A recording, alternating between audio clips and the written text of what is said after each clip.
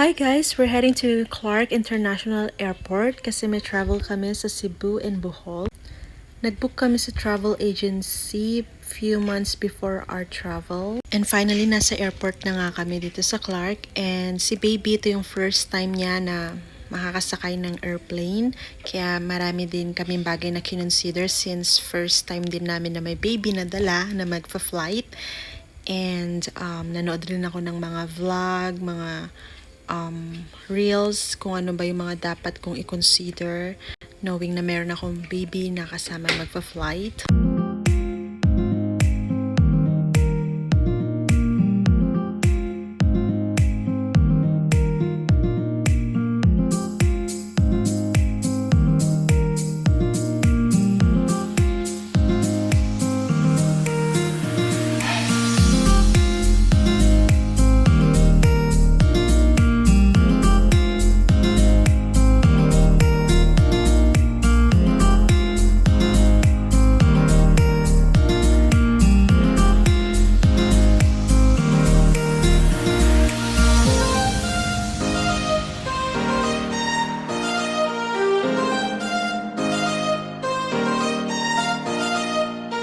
Ayan, papunta na kami sa hotel kung saan kami mag-check-in. Ito yung hotel na binook ng travel agency na kung saan kami mag-stay for 4 days and 3 nights. This is good for 5 to 6 bucks. Simple lang siya but it's fine since most of our time mamamasyal kami and activities. Pumunta muna kami sa Ocean Park. Ito hindi siya included sa itinerary namin, but this is my treat sa family since may free time naman kami sa day 1. Kaya naisip ko na pumunta ng Ocean Park and i-treat ko sila dito para naman matry namin yung viewing experience namin dito sa Ocean Park, Cebu. Pero hapon na or malapit na kami sa closing time. Kaya may mga activities na hindi na rin namin na experience since close na sila at meron lang designated time na pwede kang manood or ma-experience yun. But it's okay. Ang ginawa na lang namin is naglakad-lakad and nagpicture-picture. And since time na rin, halos magagabi na, kaya mabilis lang din kami.